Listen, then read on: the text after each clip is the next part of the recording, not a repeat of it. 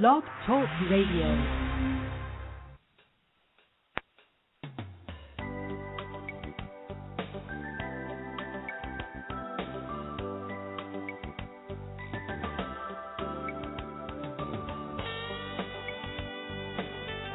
Hi, everyone, and welcome to Franchise Interviews, where for over 5 years we've been asking the franchipreneurs of Own One. I'm your host, Marty McDermott, and I'm the president of Franchise Interviews.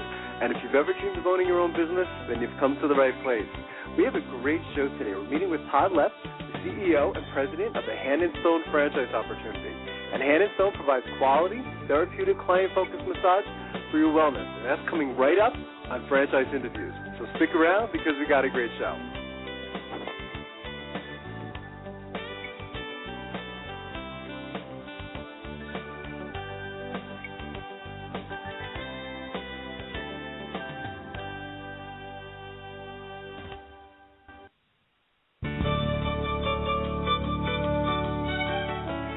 Are you one of those special people who are willing to go after your dreams and goals? Are you ready to fulfill that dream of owning your own business with the security of a proven brand? The opportunity to take control of your future and own a Rita's Italian Ice franchise is within your reach. Rita's is seeking success-oriented individuals who are ready to make a change in their life, and Rita's offers unparalleled training and support to assure your success. And did you know the frozen treat industry is a recession-proof industry, and there are Rita's in 23 states currently with 540 stores open. Rita's Italian Ice has been around for 25 years and is listed as a top-performing franchise by the Wall Street Journal. Now here's the really good part. Rita's Italian Ice is a unique and amazing taste treat. It's smoother than a snow cone, and it combines ice with real fresh fruit. The real fruit adds dramatically to the taste, and it comes in over 40 flavors. The ice and fruit are mixed on site and made fresh daily, and it is delicious. You'll want to know more about this exciting and successful franchise opportunity. Go to www.ownaritas.com and get all your questions answered. That's www.ownaritas.com to take control of your dreams and future today. You don't want to wait any longer to be a part of this adventure. www.ownaritas.com.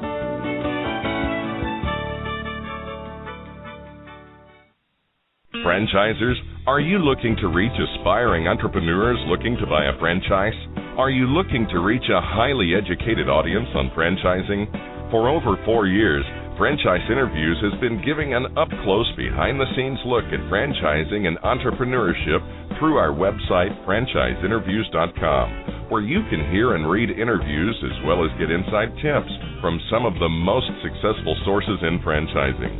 Check out our weekly franchise radio show, where each week you get to hear a new interview with franchisers, franchisees, franchise authors, franchise experts, and attorneys, and our podcast, Great Quotes in Franchising.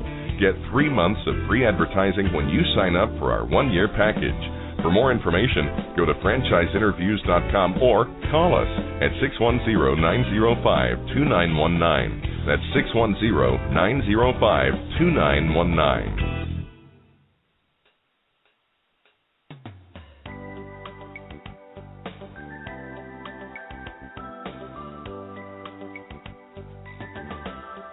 Hi, everyone, and welcome back to Franchise Interviews, where for over 5 years we've been asking the franchipreneurs of Own One.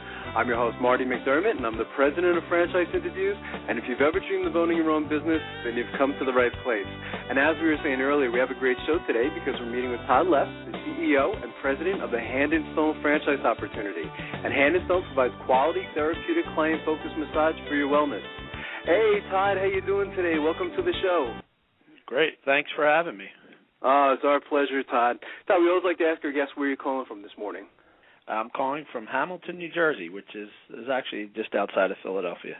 Yeah, no Hamilton. Well, my wife is from New Jersey. I've spent most of my life in New Jersey, and it was funny, Todd, 'cause we just found out this morning. I guess you guys are no stranger to Pennsylvania. We're actually located in Easton, Pennsylvania, and I think you guys have some franchises out here too, don't you?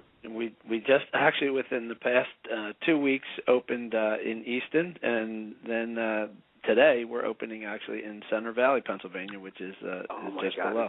What a small world. It really is. It's funny, because here we are in Easton, and my sister lives in Center Valley as well. So I think we're going to be clients to That's great. So my wife was excited, that you guys were going to be on the show this morning. You have an amazing background. I mean, I guess it would be okay to call you a veteran in franchising, aren't you? Yeah, I don't take offense to that. I'm not to age you. That's right. I'm happy to have a good background in franchising. Yeah. Well, what is it you like about franchising, Todd? I mean, how did you get into it? Well, I'm an attorney by trade, and actually was a federal prosecutor before I got into franchising. Wow, interesting background. Yeah, and Cotman Transmission at the time was a small regional franchise, was looking for an in-house attorney, and I came on as their general counsel, and later became a principal in the company and president of the company, and then ultimately also president of Amco Transmissions, who we acquired in 2006. Right. So I had a long history with those two organizations as president and a principal, and I was very fortunate to do what most people aspire to do, which is I sold almost all of my interest in those companies, and I retired when I was 50 years old, and played a lot of golf for about 90 days. And then my wife said, you better find something else to do, because I don't like you being home by 1 o'clock every day. Sounds like a typical story, doesn't it? Yeah. It always looks better from the other side, I think. And everybody aspires to retire young, but it's of course you have to stay challenged mentally and intellectually in business. So. And that's how I came to Hand and Stone, actually. I was doing probably what a lot of your, listeners do, is, what was the next business opportunity I was going to buy and grow. And I came across Hand and Stone, which was a small, franchise organization at the time. It had about 25 units and didn't have much franchising experience on the management team, and they were looking for an investor and somebody to come lead the organization. So it was a good marriage. The company was started by, I guess it was John Marco. I guess he was described as a visionary. Could you talk a little bit about the history of the company? Sure. John's actually a physical therapist and had been for 20 plus years, and saw that massage was, becoming more used by the traditional medical community and in the physical therapy field, and thought, wow, to be able to bring this to kind of middle market consumers and to everyday people, because massage prior to that had been really more for the rich and famous, and so he developed a single unit in Toms River, New Jersey, and he opened that in about 2005 and was very successful, and consumers really took to the concept. And in about late 2006, he started franchising the concept, and didn't have any franchise experience. He was a physical therapist, and so they did kind of got off the ground and got running, but realized if he wanted to see it grow, he had to bring on some more experienced people. And John has stayed on, so he's the COO of our organization, and I came in as the president and CEO. Wow. So how do you describe the Hand and Stone franchise system to someone? I mean, if you guys were at a franchise show, Todd, and someone came up to your booth and said, "Oh, what do you guys do?" Where do you go from there? That's a great question. I mean, because it's a new concept in this industry, and how I describe it is we are delivering massage, facials, and waxing services, so day spa services, to the middle market consumer at a price that's 35% less than what was traditionally paid, and with hours and locations that are much more convenient to consumers.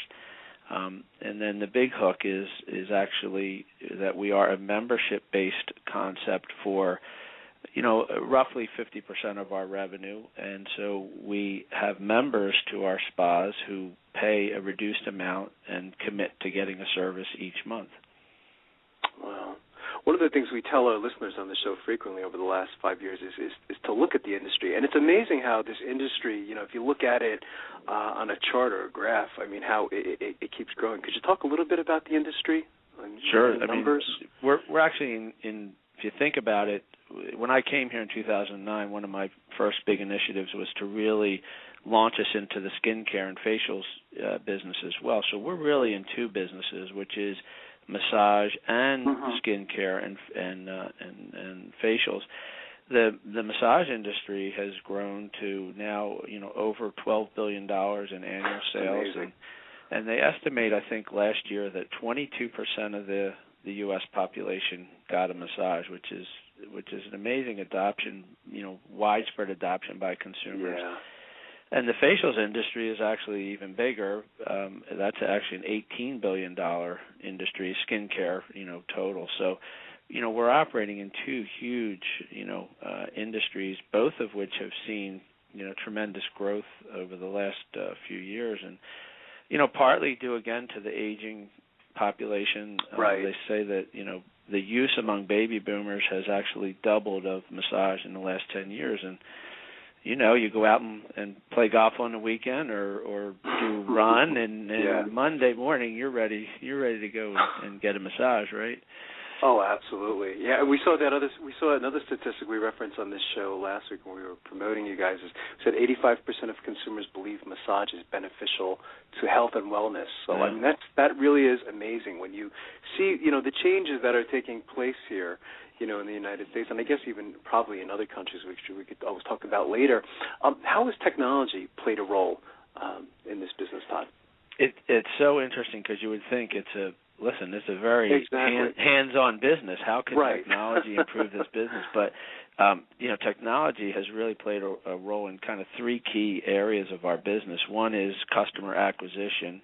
And that's through, we're very big users of sites like Living Social and Groupon. We do tremendous with them in our offerings, and using low-cost targeted technology devices like Constant Contact and other marketing devices, which in the past we had to paint with such a broad stroke, and now technology has allowed us to target. And then in the customer service area, we are the first actually in this industry to use one of the outside web-based third-party consumer feedback. So we use Questar, and basically consumers are giving direct feedback on their services, and our franchisees can go in each night and view on a dashboard where they rank in each service category, what the consumer had to say about the service, how they could adjust it. It's proving to be a great feedback tool. So, even though massage is thousands of year old service and it's hands-on, the technology around the business has really helped us improve. Yeah, it's really it's a great way, I think, for your franchisees to keep score, as you were saying, and know how they're doing. So one of the questions we like to stump our guest every so often is, what's been the most interesting thing that's happened to you, Todd, since joining Hand and Stone? It's hard to point out a one interesting of thing. Course. I'm just always and this is the thrill that I get in business, is seeing businesses grow. And I remember the first day I came to Hand and Stone, I got the whole staff together, all 5 of us, and said, you're sitting at a unique point in time in this company, because there will never be just 5 of us sitting around this table. And so now we had our staff meeting, around Christmas, and now we have 15, staff members now sitting around the table.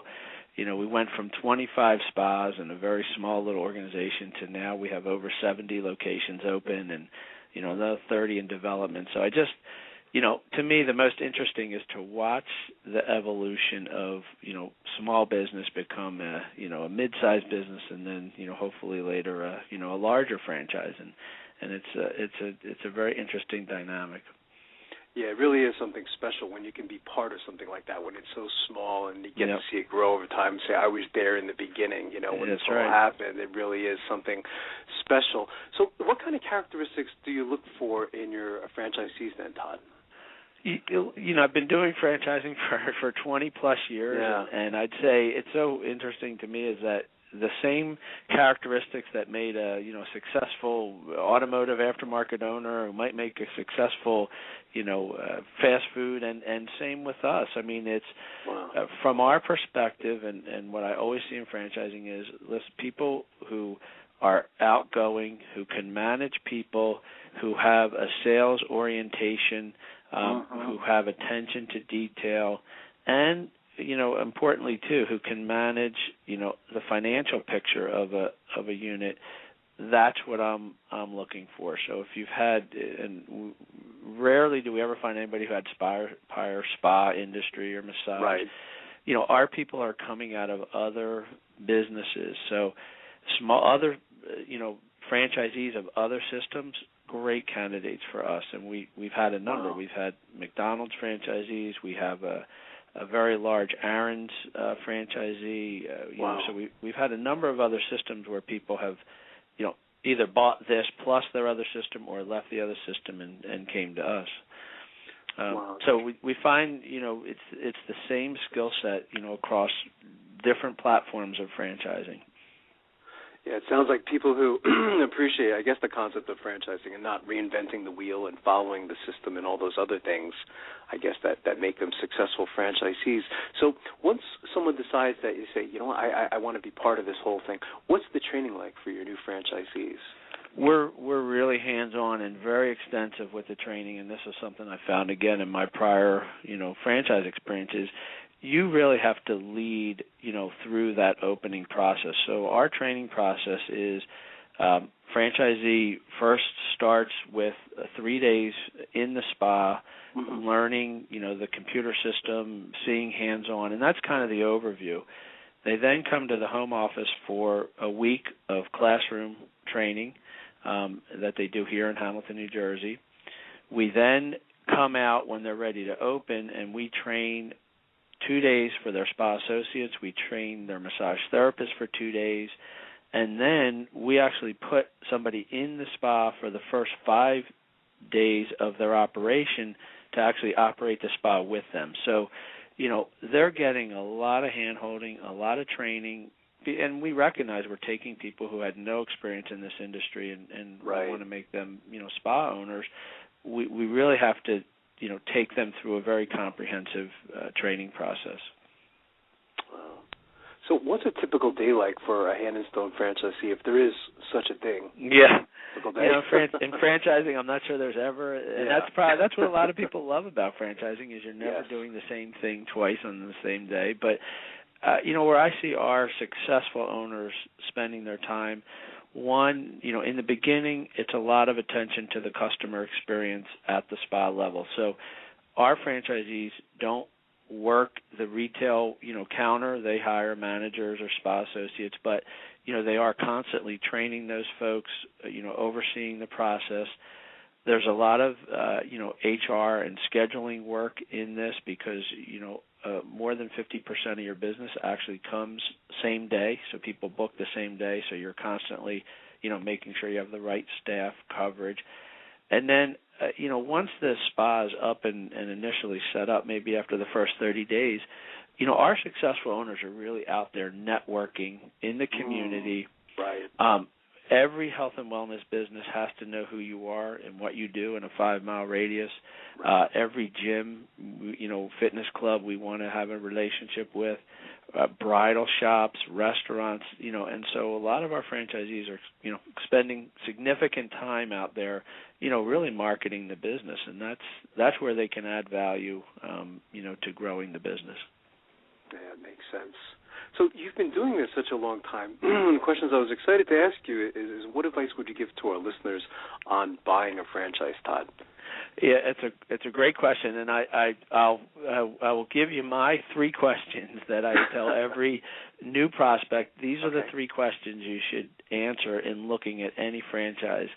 One is, do you believe in the long-term growth of the industry? Because it's very hard in an industry that's flat or declining to claw away market share from other established competitors. So me personally, I was looking for an industry that had long-term growth potential.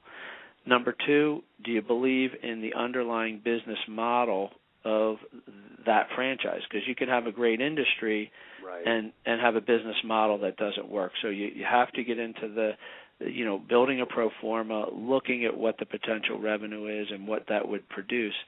And then the third question I tell people to ask is, can you see yourself fitting culturally with the organization, whether that's the management team that you'll be working with at the franchise, the people you'd be working with in the business, and the other franchisees in the system.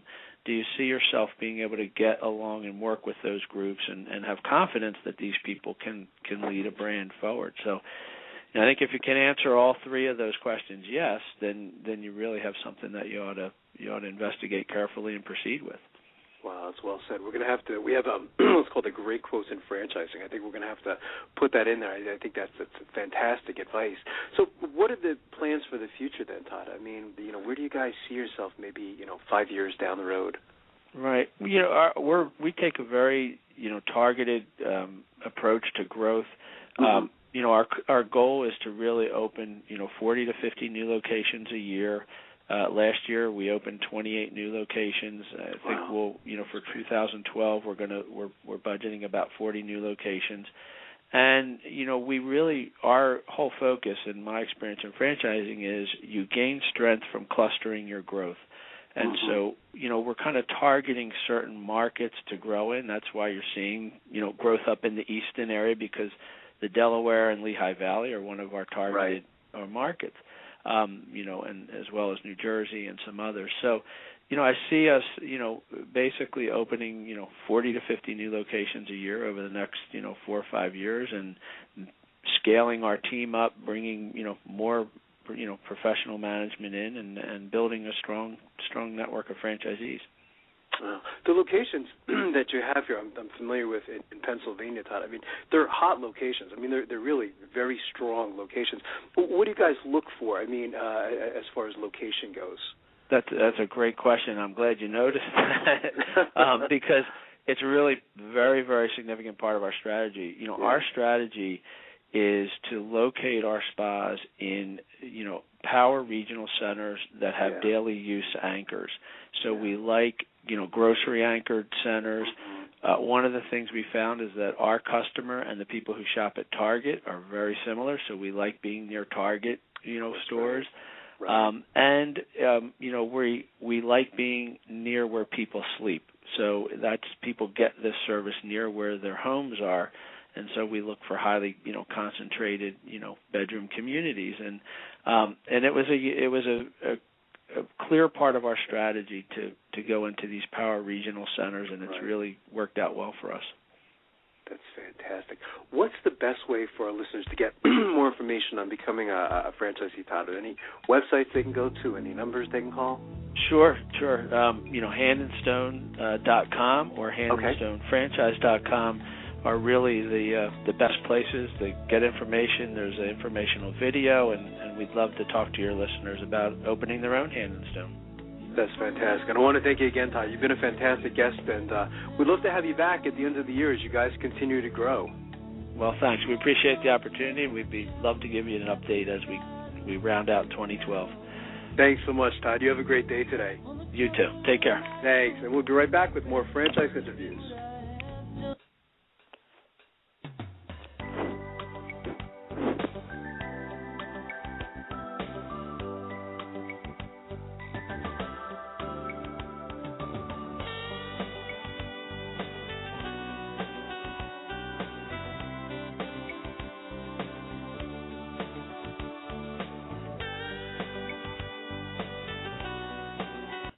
Franchise Interviews. For over 4 years, Franchise Interviews has been giving an up-close, behind-the-scenes look at franchising and entrepreneurship through our website, franchiseinterviews.com.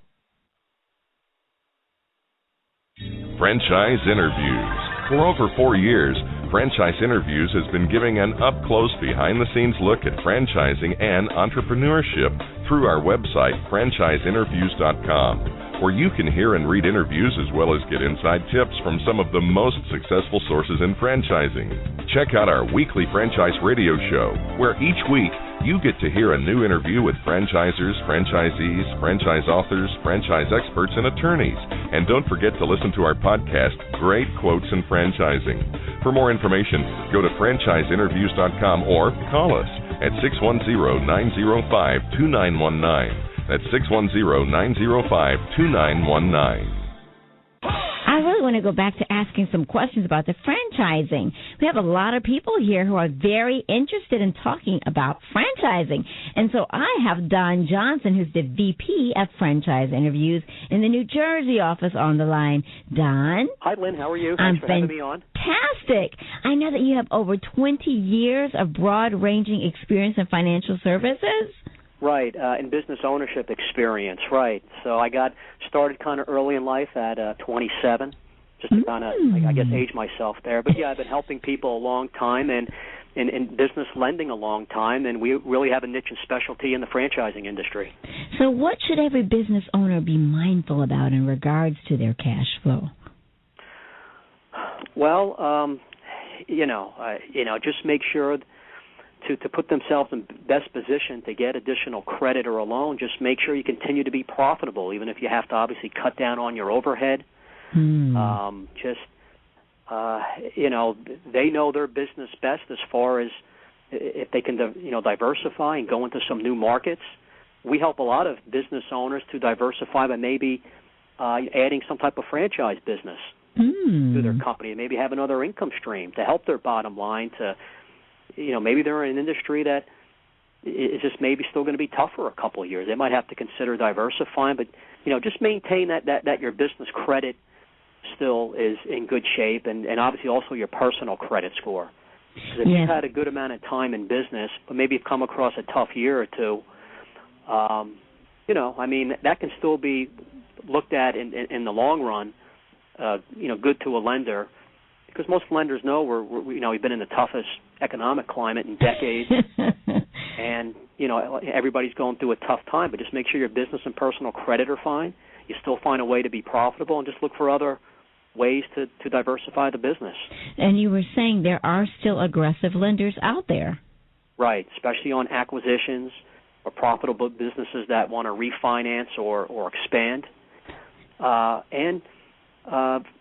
just people who've had a good work history, who maybe were downsized or out of work, and they're looking at their options, and they want to, start up a business or a franchise. That's what we can speak to them about. Go over their options.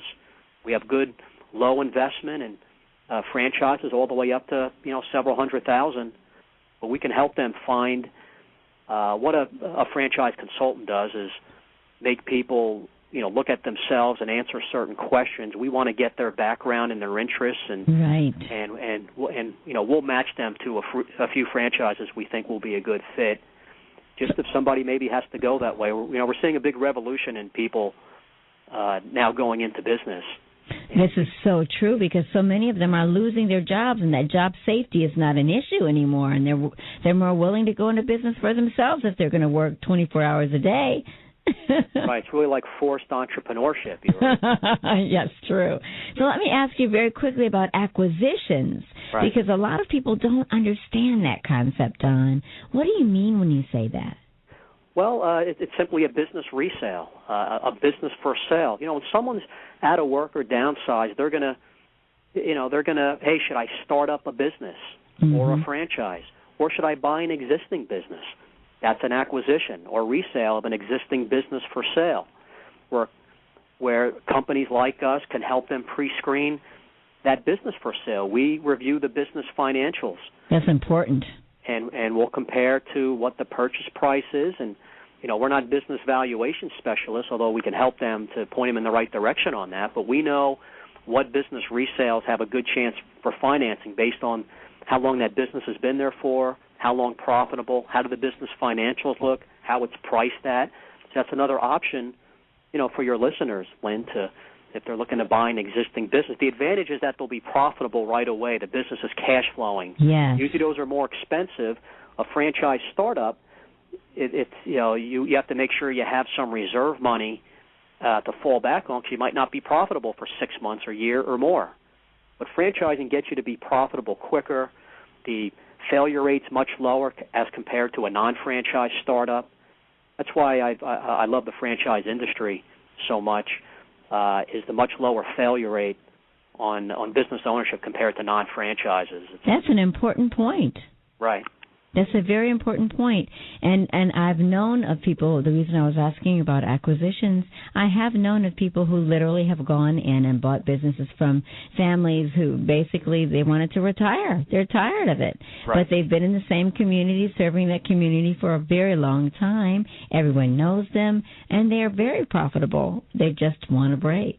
Right. Yeah, this is a good time to be getting into buying a business or a franchise.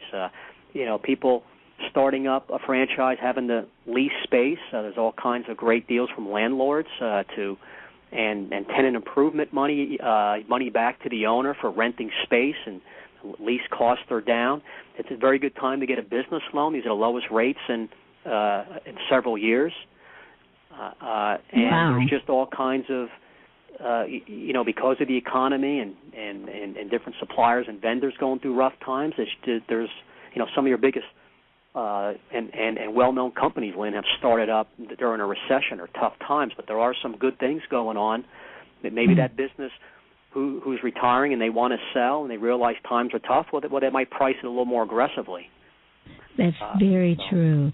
So, Don, if someone wants to get in touch with you, we already know that they're going to be listening to franchise interviews on Blog Talk Radio. Yes. And if they want to get in touch with you and have you do a nice evaluation of their situation to find out whether they really could obtain funding to